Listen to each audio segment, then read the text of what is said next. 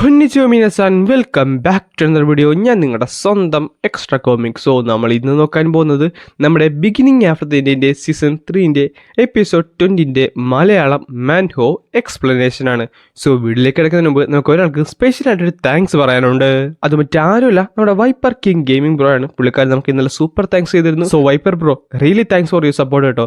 So ഞാൻ അതൊന്നും പറഞ്ഞ് ബോറടിപ്പിക്കുന്നില്ല. നിങ്ങൾ ഈ പേജ് ആദ്യമായിട്ടാണ് കാണുന്നതെങ്കിൽ ഇപ്പം തന്നെ ലൈക്ക് ചെയ്യാനും സബ്സ്ക്രൈബ് ചെയ്യാനും നിങ്ങളുടെ കൂട്ടുകാർക്ക് ഈ വീഡിയോ ഷെയർ ചെയ്ത് കൊടുക്കാനും മറക്കണ്ട. സോ നമുക്ക് നേരെ എന്തായാലും വീഡിയോയിലേക്ക് കിടക്കാം. അങ്ങനെ ഈ ചാപ്റ്റർ തുടങ്ങാൻ നേരത്ത് ലൂക്കസിനും ചാൾസിനാണ് കാണാൻ സാധിക്കുന്നത്. അവരാട്ടെ ഒരു റൂമിൻ്റെ അകത്തേക്ക് കയറിയിട്ടുണ്ട്. കയറിയപ്പോട്ടെ ചാൾസ് ആട്ടെ താഴത്തേക്ക് ഇരുന്നിട്ടുണ്ട്.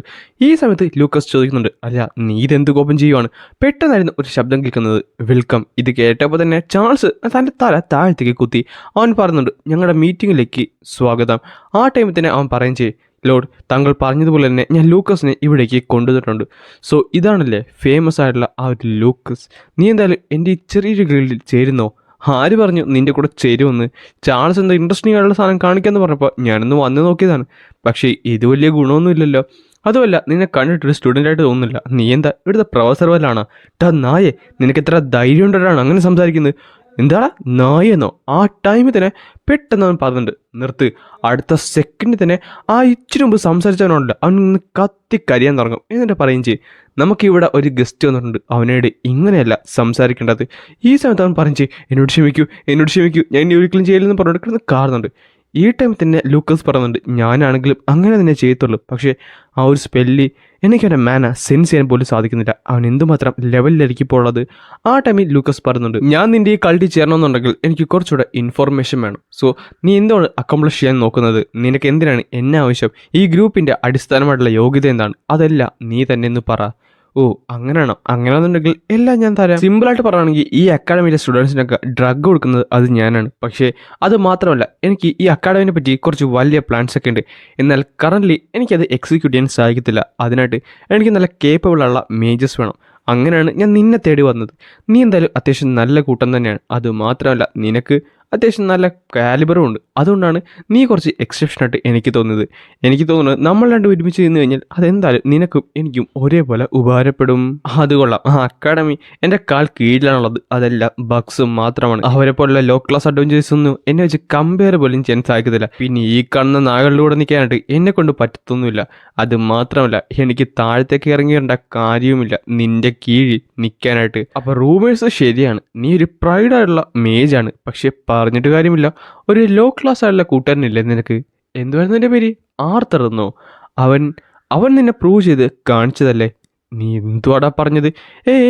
വിഷമിക്കണ്ടേ, ഞാൻ കേട്ടത് പറഞ്ഞെന്ന് മാത്രമേ ഉള്ളൂ. എന്തായാലും അവനൊന്നും എലിക്സർ എടുത്തിട്ടില്ല. പക്ഷേ ഉള്ള കാര്യം അറിയാമല്ലോ, നിനക്ക് നന്നായിട്ട് തന്നെ അറിയാം അവനുമായിട്ട് നിന്നെ കമ്പയർ പോലും ചെയ്യാൻ സാധിക്കത്തില്ലെന്ന്. നിനക്ക് എത്ര ധൈര്യം കൊണ്ടിട്ടാണ് ഞാൻ പറയുന്നത്? ഒന്ന് കേൾക്ക്. സത്യം പറയാലോ, അവനൊന്ന് ട്രൈ പോലും ചെയ്തിട്ടില്ല. ആ ട്രൈ പോലും ചെയ്യാത്തത് എന്നേക്കാൾ നന്നായിട്ട് നിനക്കും അറിയാം ഇല്ലേ ലൂക്കസ്? ഇത് കേൾക്കാത്തത് അവന് നന്നായിട്ട് തന്നെ ദേഷ്യം വരുന്നുണ്ട്. അവൻ പറഞ്ഞിട്ട്, ഓരാടാ നായേ നീ? പക്ഷേ പെട്ടെന്ന് അവൻ എഴുന്നേറ്റ് പറഞ്ഞു, ഞാൻ നിന്നോട് പറഞ്ഞില്ലേ, ഞാൻ വെറും ഒരു ബെനിഫിറ്റർ മാത്രമാണ്. എന്നാൽ ഈ ലാൻഡിനെ പറ്റി എനിക്ക് കുറച്ച് കാര്യങ്ങൾ ചെയ്തു തീർക്കാനുണ്ട്. സുവൈക്കസ് എന്ത് പറയുന്നു? നമ്മൾ രണ്ടും ഒരു മ്യൂച്വലുള്ള ബെനിഫിറ്റ് വരുന്നല്ലേ കുറച്ചുകൂടെ നല്ലത്. ഇവനെന്നെ നന്നായിട്ട് തന്നെ അറിയാം. ഇവനെന്നെ നന്നായിട്ട് വാച്ച് ചെയ്യുന്നുണ്ടായിരുന്നു. പറ, ഇനി നീ പറ. ഞാൻ ഒരു പേഴ്സണലി ഒരു സ്ട്രൈക്ക് കൊടുക്കാൻ വേണ്ടി ആലോചിക്കുന്നുണ്ട്. ആൻഡ് അത് ചെയ്യാൻ നേരത്ത് എന്തായാലും ഈ റേസസിൻ്റെ ഇടയ്ക്ക് ഒരു ഷാറ്റർ തന്നെ ഉണ്ടാവും. ആ ടൈമിലാണ് നിന്റെ റോൾ വരാൻ പോകുന്നത്. കൗൺസിലും അക്കാഡമിയിലെ ഡയറക്ടറും ഇപ്പോൾ ഒക്കെപ്പോഴാണ്. ആ ടൈമിൽ നീ വന്നിട്ട് വേണം ലൂസായി കിടക്കുന്ന എൻ്റെ ഒക്കെ ഒന്ന് ടൈറ്റ് ചെയ്യാനായിട്ട്. ലൂസായി കിടക്കുന്ന എൻ്റെ അത് ആർത്തറിനാണ് എന്നെ ഉദ്ദേശിക്കുന്നത്. പിന്നെ അല്ലാതെ നിനക്കപ്പോൾ കാര്യങ്ങൾ മനസ്സിലാകുന്നുണ്ട്. അപ്പം നീ എന്തുവാണ് ഉദ്ദേശിക്കുന്നത്? ആർത്തറിനെ ഞാൻ എന്താ കൊല്ലണമെന്നാണ് പറഞ്ഞത്? എന്താ നീ പറഞ്ഞ വിശ്വസിക്കണോ? നീ മാർക്കോസിന് കൊടുത്ത ഡ്രഗ് അത് ഞാൻ കണ്ടതാണ്. അവൻ വീക്കാണ്, പക്ഷേ അവനെ പോലെയല്ല നീ ശരിക്കും സ്ട്രോങ്ങറാണ്. ആ പവർ നിനക്ക് കൺട്രോൾ ചെയ്യാൻ പറ്റുന്നേ ഉള്ളൂ. ആൻഡ് ട്രസ്റ്റ് മീ, ആ പവർ നീ ഉദ്ദേശിക്കുന്ന പോലെയല്ല, ഒരു ഡിഫറൻ്റ് ആയിട്ടുള്ള ലെവലിൽ തന്നെയായിരിക്കും. ഓക്കെ, ഞാൻ നിൻ്റെ പ്ലാനിൽ കയറിയെന്ന് വെക്കുക. ഞാൻ ആർത്തറോട്ട് ഫുള്ളി ഫൈറ്റ് ചെയ്യണമെന്നാണ് പറയുന്നത്. അത് ക്വൈറ്റ് സിമ്പിളാണ്. ആർത്തറിനെ അറിയാമല്ലോ, അവൻ ശരിക്കും ഒരു ഹ്യൂമൻ തന്നെയാണ്. സോ അവന് ഏറ്റവും കൂടുതൽ ഇമ്പോർട്ടൻസ് ഉള്ളത് അവൻ്റെ ഫാമിലി ഫ്രണ്ട്സുമാണ്. എടുത്തു പറയേണ്ട ഒരാളുണ്ട്. എനിക്ക് മനസ്സിലായി, ടെസിയ എർത്തലൈൻ. അതെ, ടെസിയ ഇഷ്ടത്തിൽ ഒരു എൽഫ് സ്റ്റുഡൻറ്റ്, അവൾ ഒരു ലീഡർ ആയിരിക്കുന്നു. അത് പാടുണ്ടോ? ഇല്ല, പാടില്ലെന്ന് പറഞ്ഞിട്ട് ആ കൾട്ട് തന്നെ കിടന്ന് കാറുന്നുണ്ട്. എന്നിട്ട് ചോദിക്കുന്നുണ്ട്, അപ്പോൾ ലൂക്കസ് നീ എന്ത് പറയുന്നത്? നിന്റെ ഇനിമയുള്ള ആർത്തറിനെ കൊല്ലാനായിട്ട് ഒരു പ്രിൻസസിൻ്റെ ചോര വീണെന്നും പറഞ്ഞ് എന്തെങ്കിലും കുഴപ്പമുണ്ടോ? കുഴപ്പമോ? എന്ത് കുഴപ്പം? പിന്നെ കഴിയുന്നത് നമ്മുടെ എജിനാണ്. പെട്ടെന്നായിരുന്നു ഒരു നോക്ക് കേട്ടത്. അവനാട്ടെ ഇപ്പോൾ വാതിൽ തുറക്കാൻ നേരത്ത് നമ്മുടെ ആർത്തറായിരുന്നു. അവൻ പറയുന്നുണ്ട്, എടാ എൻ്റെ കീസൊക്കെ എനിക്ക് നഷ്ടപ്പെട്ടു. പക്ഷേ അടുത്ത സെക്കൻഡ് തന്നെ ആർത്തറിനെ അവൻ ചാടി കെട്ടിപ്പിടിക്കുന്നുണ്ട്. എന്നിട്ട് പറയും ചെയ്യും, നീ എന്താ വിഷമിച്ചത്? നിനക്കറിയാല്ല ഞാൻ അത്ര പെട്ടെന്ന് തീരത്തൊന്നുമില്ലെന്ന്. നിനക്ക് നന്നായിട്ട് തന്നെ അറിയാവുന്നതല്ലേ? എനിക്ക് നന്നായിട്ട് തന്നെ അറിയാം. പക്ഷേ പിന്നെ കാണിക്കുന്നത് അവർ നേരെ അകത്തിരിക്കുന്നതാണ്. ആർത്തറായിട്ട് എന്തൊക്കെ പാക്ക് ചെയ്യുന്നുണ്ടായിരുന്നു. ഈ സമയത്ത് അവൻ പറയുന്നുണ്ട്, എന്നോട് ഡയറക്ടർ ഗുഡ്സ്കൈ വന്ന് പറഞ്ഞിരുന്നു നിന്നെപ്പറ്റി ഓർത്ത് വിഷമിക്കേണ്ടെന്ന്. പക്ഷേ ക്ലാരി പറഞ്ഞ കാര്യങ്ങളും ബാക്കിയുള്ള കാര്യങ്ങളൊക്കെ കേട്ടിട്ട് എനിക്കൊട്ടും നീ എന്തായാലും പറഞ്ഞിട്ട് കാര്യമില്ല.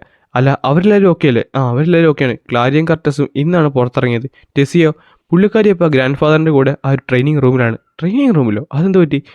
ഇതെന്താണെന്ന് അറിയില്ല. നീ എന്തായാലും ഒന്ന് പോയി കാണുന്നത് നല്ലതായിരിക്കും. എടാ ഞാനെന്തായാലും അവിടേക്ക് പോകാൻ വരും. പക്ഷേ അവർ ചോദിക്കുന്ന ക്വസ്റ്റ്യൻസിലൊന്നും എനിക്കിപ്പോൾ ഉത്തരം പറയാൻ പറ്റത്തില്ല. സോ നാളെ മീറ്റിങ്ങിൽ നീ എനിക്ക് വേണ്ടി പോകുമോ? എന്നിട്ട് നീയും കൃത്യമായിട്ട് കാര്യങ്ങളൊക്കെ പറഞ്ഞാൽ മതി. അവർക്ക് എന്തായാലും നിന്നെ വിശ്വാസമായിരിക്കും. പിന്നെന്താ, അത് ഞാൻ ചെയ്തോളാം. അതും പറഞ്ഞിട്ട് അവർ രണ്ടുപേരും ഒന്ന് ഹാൻഡ് ഷേക്ക് കൊടുക്കുന്നുണ്ട്. എന്നിട്ട് ആർത്തർ അവിടെ നിന്ന് പോകുവാണ്. ഈ സമയത്ത് എജി ബാക്കിലേക്ക് കിടക്കുന്നുണ്ട്. പക്ഷേ അവനെ എന്തൊക്കെ വല്ലാണ്ട് നന്നായിട്ട് തന്നെ ബുദ്ധിമുട്ടിക്കുന്നുണ്ടായിരുന്നു. അത് കഴിഞ്ഞ് കാണിക്കുന്നത് ആർത്തർ മുന്നിലേക്ക് നടക്കുന്നതാണ്. അവൻ പറയുന്നുണ്ട്, ഡയറക്ടർ ഗുഡ്സ്കൈ എന്തായാലും ഇപ്പോൾ കൗൺസിലിൻ്റെ കൂടെ ആയിരിക്കും. പക്ഷേ വിരിയൻ എന്തിനാണ് ഇവിടേക്ക് വന്നതെന്ന് മനസ്സിലായില്ല. ആ ടൈമിലാണ് നമ്മുടെ സിൽവി പറഞ്ഞത്, പപ്പ എനിക്ക് മാന സെൻസേഴ്സ് ആകുന്നുണ്ട്, പെട്ടെന്ന് പോകാൻ നോക്ക്. സിൽവി എനിക്ക് മനസ്സിലായെന്ന് പറഞ്ഞിട്ട് അവൻ നേരെ മുന്നിലേക്ക് ഓടുകയാണ്. ചെന്ന് ആ ഒരു വാതിൽ തുറന്നപ്പോൾ തന്നെ ഒരു വലിയൊരു എക്സ്പ്ലോഷനാണ് ഉണ്ടായത്. ആ ടൈമിൽ തന്നെ അവൻ ചോദിക്കുന്നുണ്ട്, ആർത്തർ അത് നീയാണോ? ക്രാംസ് എന്ത് പറ്റി? നീ കറക്റ്റ് സമയത്ത് തന്നെ വന്ന്, നിന്റെ ഹെൽപ്പ് എന്തായാലും എനിക്ക് വേണം. ഈ ടൈമിൽ തന്നെ ആർത്തൻ്റെ ഒരു മോതിരം കിടന്ന് തിളങ്ങുന്നുണ്ട്. ആ ടൈമിൽ നമ്മുടെ സിൽവി അത് ചോദിക്കുകയും ചെയ്യും, എടി എനിക്ക് മനസ്സിലാകുന്നില്ല എന്താണെന്ന്, നമുക്ക് നോക്കാമെന്ന് പറഞ്ഞിട്ട് ആർത്തർ മുന്നിലേക്ക് നടക്കും. മുന്നിലേക്ക് നടന്നപ്പോഴാണ് ആ ഒരു കാഴ്ച അവൻ കണ്ടത്. അതായത് വിരിയുടെ തൊട്ട് ഫ്രണ്ടിൽ വള്ളികളിൽ പൊതിഞ്ഞ് എന്തോന്നുണ്ട്. അടുത്ത സെക്കൻഡ് തന്നെ അവൻ ആ ഒരു കാര്യം മനസ്സിലായി, അത് നമ്മുടെ ടെസ് ആണെന്ന്. അത് ടെസ് അല്ലേ? അതെ, അവളെ ഡഞ്ചനിൽ നിന്ന് വന്നതിന് ശേഷം ഇങ്ങനെയുള്ളത് അവൾക്ക് എന്താണ് പറ്റിയത്? എനിക്കും കറക്റ്റായിട്ട് അറിഞ്ഞൂടാ. പക്ഷേ അവളുടെ ബീസ്റ്റ് വില്ല് നന്നായിട്ട് തന്നെ ഒക്യുപ്പൈ ചെയ്യുന്നുണ്ട്. അതാണ് അവളുടെ ബോഡി ഫൈറ്റ് ബാക്ക് ചെയ്തുകൊണ്ടിരിക്കുന്നത്. എനിക്ക് തോന്നുന്നത് നീ കൊടുത്ത ഒരു എൽഡർ വുൾ ഗാർഡിയൻ ഇല്ലേ, അതെന്തോ ഡിഫറൻ്റ് ആയിട്ടുള്ളൊരു കാര്യമായിരുന്നു. അവളുടെ അസിമുലേഷൻ കഴിഞ്ഞിട്ട് പോലും എന്തോ പ്രശ്നമായിട്ട് എനിക്ക് തോന്നിയത്. അത് എനിക്ക് തോന്നുന്നത് നീ കൊടുത്തത് മ്യൂട്ടേറ്റഡ് ആയിട്ടുണ്ടെന്ന്. മ്യൂട്ടേറ്റഡോ? അപ്പോൾ ഇതെല്ലാം എൻ്റെ തെറ്റാണോ? ഞാൻ അവൾക്ക് അത് കൊടുക്കാൻ പാടില്ല എന്ന് പറഞ്ഞുകൊണ്ട് ആർത്തറായിട്ട് അവൾ കയറി തൊടുന്നുണ്ട്. തൊട്ട സെക്കൻഡ് തന്നെ ആ ഒരു മോതിരം കിടന്ന് ഗ്ലോ ചെയ്യാനായിട്ട് തുടങ്ങിയ ആർത്തറിനെ പെട്ടെന്ന് ആ ഒരു വൈൻസ് അറ്റാക്ക് ചെയ്യുകയും ചെയ്യും. ആർത്തറായിട്ട് ജസ്റ്റിനെ അത് ഡോഡ് ചെയ്ത് മാറുന്നുണ്ട്. പക്ഷേ വലിയ ഫെയിലായുള്ളൊരു അറ്റാക്കായിരുന്നു. ആർത്തർ കാറ്റായിട്ട് ഡോഡ് ചെയ്തില്ലെങ്കിൽ അവനവിടെ മരിച്ചെന്നോ. വീണ്ടും ആ ഒരു വൈൻസ് ആയിട്ട് ആർത്തറിനെ അറ്റാക്ക് ചെയ്യും. അവനായിട്ട് നന്നായിട്ട് തന്നെ ഡോഡ് ചെയ്ത് മാറുന്നുണ്ട്. ഇതെന്താണ് സംഭവം എന്ന് അവർക്ക് രണ്ടുപേർക്കും മനസ്സിലാകുന്നില്ലായിരുന്നു. ആ ടൈമിൽ തന്നെ അവൻ പറയുന്നുണ്ട്, എടാ നിനക്ക് കുഴപ്പമൊന്നുമില്ല. എനിക്ക് കുഴപ്പമൊന്നുമില്ല. പക്ഷേ താങ്കളുടെ ഗ്രാൻഡ് ഡോക്ടർ എന്നോട് എന്ത് ദേഷ്യമുണ്ടെന്ന് തോന്നുന്നു. എന്നെ കൊല്ലാൻ നോക്കുന്ന കണ്ടില്ലേ? നല്ല ടൈമിലാണ് കേട്ടോ ജോക്ക് അടിക്കുന്നത്.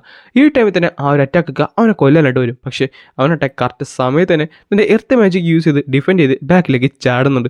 ആർത്തറിന് മനസ്സിലാകുന്നില്ല എന്താണ് ചെയ്യേണ്ടത്. ആ ടൈമിൽ തന്നെ സിൽവയോട് പറയുന്നുണ്ട്, എടി നീ എന്തായാലും വിരിയൻ്റെ കൂടെ തന്നെ ഇരുന്നു, എന്തൊരു പ്രശ്നമുണ്ടെന്ന് പറഞ്ഞു നിർത്താൻ പെട്ടെന്ന് അവൻ്റെ ഒരു മോതിരം ഉണ്ടല്ലോ അത് ഗ്ലോ ചെയ്യാനായിട്ട് തുടങ്ങിയത്. അതിൻ്റെ അന്ന് നേരത്തെ ആർത്തറിന് കിട്ടിയ ആ ഒരു മാർബിൾ പുറത്തേക്ക് വരും. എന്നിട്ട് അത് നേരെ മുകളിലേക്ക് പറന്ന് ആ ഒരു ടെസ്റ്റ് ഇരിക്കുന്ന സ്ഥലത്തേക്ക് അകത്തേക്ക് കയറിപ്പോവാണ്. നെക്സ്റ്റ് സെക്കൻഡിൽ തന്നെ ഒരു വലിയൊരു എക്സ്പ്ലോഷൻ ഉണ്ടാകും. ആർത്തറയുടെ സൂക്ഷിച്ച് നോക്കുന്നുണ്ട്.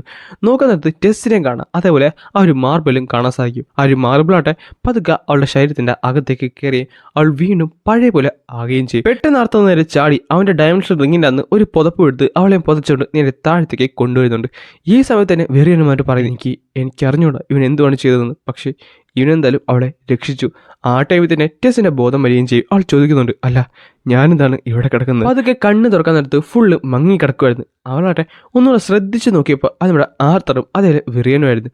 പെട്ടെന്ന് അവൾ സന്തോഷമായി. നമ്മൾ വിറിയനോട്ടെ അവളെ കെട്ടിപ്പിടിക്കാൻ വേണ്ടി പോകുന്നുണ്ടെങ്കിലും അവൾ നേരെ ചാടി ആർത്തറിനാണ് കെട്ടിപ്പിടിച്ചത്.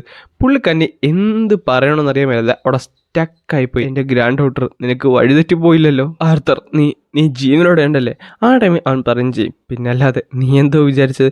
അത് കഴിഞ്ഞ് കാണിക്കുന്നത് ഒരു ആശുപത്രിയാണ്. അവളാട്ടെ അവിടെ കിടപ്പുണ്ടായിരുന്നു. ഈ ടൈമിൽ തന്നെ ആർത്തർ പറയുന്നുണ്ട്, എനിക്ക് മനസ്സിലാകുന്നില്ല ആ ഒരു ഓർബന്തിനാണ് അവളുടെ ശരീരത്തിലേക്ക് കയറിപ്പോയെന്ന്. പെട്ടെന്ന് ആൾത്തെ ഡോക്ടറുമായിട്ട് പറയുന്നുണ്ട്, എൽഡർ വിറിയൻ ടെസ്റ്റ് എങ്ങനെയുണ്ട്? അവൾ ഓക്കെയാണ്? അവൾ ഓക്കെ ആണെന്നോ, അവളുടെ വൈറ്റൽസ് ഒക്കെ സ്റ്റേബിൾ ആണ്, അവളുടെ ബോഡിക്ക് ഒരു കുഴപ്പമൊന്നും കാണുന്നില്ല. എന്തായാലും താങ്കൾ പറഞ്ഞു വെച്ച് നോക്കിയിട്ട് എനിക്കിവിടെ സെൻസ് ഒന്നും ചെയ്യുന്നില്ല. കാര്യം താങ്കൾ പറഞ്ഞത് ടെസ്സി ഒരു ലൈറ്റ് ഓറഞ്ച് സ്റ്റേജ് എന്നല്ലേ? അതെ, പ്രശ്നമൊന്നുമില്ല. പക്ഷെ എനിക്ക് അവളുടെ മാന മെഷർ ചെയ്യാൻ സാധിക്കുന്നില്ല. അങ്ങനെ വരാൻ വഴിയില്ലല്ലോ. അല്ല, അവൾ ഓക്കെ അല്ലേ? എടാ ഉണ്ടായത് ഞാൻ ചെക്ക് ചെയ്യുന്നു പറഞ്ഞിട്ട് അവനങ്ങോട്ടെ ചെക്ക് ചെയ്യുന്നത്. പക്ഷേ നെക്സ്റ്റ് സെക്കൻഡ് തന്നെ അവൻ ഞെട്ടിത്തരിച്ചു പോയി. അവൻ പറയുന്നുണ്ട്, ഇങ്ങനെ വരാൻ പാടില്ലല്ലോ. എന്ത് പറ്റി? അവളുടെ ബീസിനോട് എന്തെങ്കിലും പ്രശ്നമുണ്ടോ? അവൾ കോറിന് എന്തെങ്കിലും പ്രശ്നമുണ്ടോ? കുഴപ്പമുണ്ടോന്നോ? ഒരു കുഴപ്പമില്ല. അവൾ കംപ്ലീറ്റ്ലി ഓക്കെ ആയി കഴിഞ്ഞു. ടെസ്റ്റിൻ്റെ കോർ ഇപ്പോൾ ഓൾമോസ്റ്റ് ഒരു സിൽവർ സ്റ്റേജിലേക്ക് എത്തിക്കഴിഞ്ഞു. അത് കഴിഞ്ഞ് കാണിക്കുന്നത് അവർ രണ്ടുപേരും കൂടെ പുറത്തേക്ക് നടക്കുന്നതാണ്. ഈ ടൈമിൽ തന്നെ ആർത്തർ പറയുന്നുണ്ട്, സിൽവർ സ്റ്റേജോ? എനിക്ക് മനസ്സിലാകുന്നില്ല. അത് തന്നെയാണ് എനിക്കും മനസ്സിലായത്. അവൾ ഓൾറെഡി കുറച്ച് എക്സോസ്റ്റഡ് ആണ്, വേറെ കുഴപ്പമൊന്നുമില്ല. എന്തായാലും അവളെ തിരിച്ചൊന്ന് വീട്ടിലേക്ക് വിടണം. ഒന്ന് ഓക്കെ ആയിട്ട് തിരിച്ചിടയ്ക്ക് കൊണ്ടുവരുന്നതല്ലേ കുറച്ചുകൂടെ നല്ലത്. അങ്ങനെ അവർ രണ്ടുപേരും കൂടെ പുറത്തേക്ക് ഇറങ്ങുകയാണ്. ഈ സമയത്ത് തന്നെ അവൻ ആലോചിക്കുന്നുണ്ട്, അല്ല എനിക്കൊരു ഹെൽപ്പ് ചെയ്യാൻ പറ്റുമോ? എനിക്ക് ലാൻസിനെ പറ്റി കൂടുതൽ പറയാൻ പറ്റുമോ? എടാ, സിന്ധിന് പറഞ്ഞിരുന്നു എന്നെ സംഭവിച്ചതിനെ പറ്റി. അതിനെപ്പറ്റിയല്ല. അല്ല, അവരെങ്ങനെയാണ് അടുത്ത സ്ട്രോങ്ങർ ആയത്? അവരുടെ കോർ എങ്ങനെയാണ് വൈറ്റ് മേജ്? ഈ വൈറ്റ് കോറിൻ്റെ പ്രത്യേകതകളെന്നാണ് എല്ലാം ഒന്ന് പറഞ്ഞു തരുമോ? കാര്യം എങ്ങനെ നോക്കിയാലും 20ഓളം വരുന്ന സോളിലുള്ള യെല്ലോ കോറുള്ളവർക്ക് മാത്രമേ ഒരു സിൽവർ മേജിൻ്റെ കൂടെ പിടിച്ചു നിൽക്കാൻ സാധിക്കത്തുള്ളൂ. പക്ഷേ ഒരു സിൽവർ മേജും ഒരു വൈറ്റിൻ്റെയും ഡിഫറൻസ് എന്ന് പറയുന്നത് അത് നമ്മൾ പ്രതീക്ഷിക്കുന്നതിലും അപ്പുറമാണ്. ആ ടൈമിൽ അവൻ പറയുന്നുണ്ട്, എടാ ഞാനൊരു മിഡ് സിൽവർ കോർ മേജാണ്. പക്ഷേ ഇങ്ങനെ പോയി കഴിഞ്ഞാൽ ഒരു 10-20 വർഷത്തിനുള്ളിൽ തന്നെ എനിക്കൊരു മിഡ് വൈറ്റിലേക്ക് എത്താൻ സാധിക്കും. പിന്നെ സിന്ധിനാണെങ്കിൽ അവൾ കുറച്ചുകൂടെ ഹൈ സിൽവർ മേജാണ്. അവൾ നോക്കിക്കഴിഞ്ഞാൽ ഒരു 6-7 വർഷങ്ങളും എടുക്കും. അപ്പോൾ താങ്കൾ അത്രയും വീക്കാണെന്നാണോ? എടാ, ഞാൻ അത്ര വീക്കാണെന്നല്ല, അവരത്ര സ്ട്രോങ് ആണെന്നാണ് പറഞ്ഞു വരുന്നത്. അങ്ങനെ അവർ രണ്ടുപേരും കൂടെ ഒരു സൈഡിൽ പോയിരിക്കുന്നുണ്ട്. അല്ല, ഈ വൈറ്റ് കോർ അവരെങ്ങനെ ഇത്ര സ്ട്രോങ്ങറായി മാറിയത്? ഈ ലാൻസ് പക്ഷെ ഇത്ര യങ്ങറോ ഉണ്ടോ താങ്കളെ കാട്ടും? അല്ല, എന്തെങ്കിലും വഴിയുണ്ടോ? അതുപോലെ ഈ കിങ്ഡമായിട്ട് ബന്ധപ്പെട്ട് കാര്യം ഈ ലാൻസ് എന്ന് പറയുന്നത് ഈ കിങ്ഡത്തിൻ്റെ കാര്യത്തിലാണല്ലോ വരുന്നത്. അങ്ങനെയൊന്നുമല്ല. പക്ഷേ ലാൻസസ് എന്ന് പറയുന്നത് അവർ പവർഫുൾ ആണെന്ന് എനിക്കറിയാം. പക്ഷേ അതിന് റീസൺ കൂടിയുണ്ട്. റീസണോ? അതെ, സത്യം പറഞ്ഞാൽ ഈ റോയൽ ഫാമിലിക്ക് ഈ കിങ്ഡംസുമായിട്ട് ബന്ധപ്പെട്ട് ചെറിയൊരു ഫോർമേഷൻ ഉണ്ട്. ആർത്താർ, ഞാനൊരു കാര്യം പറയാം, പക്ഷേ ഈ കാര്യം ഒരിക്കലും പുറത്തറിയാൻ പാടില്ല. കാര്യം റോയൽ ഫാമിലിയിൽ മാത്രം ഒതുങ്ങിക്കൂടുന്ന ഒരു ഇമ്പോർട്ടൻ്റ് ആയിട്ടുള്ള ഇൻഫർമേഷനാണ്. അതുകൊണ്ട് നീ ആരോട് തന്നെ പറയാൻ പാടില്ല. ആർത്താർ, നിനക്ക് DATSൽ വിശ്വാസമുണ്ടോ? അതിന് അതും ചോദിച്ചുകൊണ്ടാണ് ഈ ഒരു ചാപ്റ്റർ ഇവിടെ അവസാനിക്കുന്നത്. നാളെ ഒരു ബിഗ് റിവീലിംഗ് ചെയ്തുകൊണ്ട് നമ്മുടെ സീസൺ 3 ഇവിടെ അവസാനിക്കുവാണ്. സീസൺ 4 മറ്റന്നാളോട്ട് സ്റ്റാർട്ട് ചെയ്യുന്നതായിരിക്കും. ആൻഡ് സീസൺ 4 സ്റ്റാർട്ട് ചെയ്താൽ തന്നെ ഒരു കിടിലൻ ഫൈറ്റും ബാക്കിയുള്ള കാര്യങ്ങളൊക്കെ ആയിരിക്കും. സോ അതൊന്ന് മിസ്സാക്കിയിരിക്കാൻ വേണ്ടി നമ്മുടെ പേജ് ഇപ്പം തന്നെ ഒന്ന് സബ്സ്ക്രൈബ് ചെയ്ത് വെക്കാൻ മറക്കണ്ട.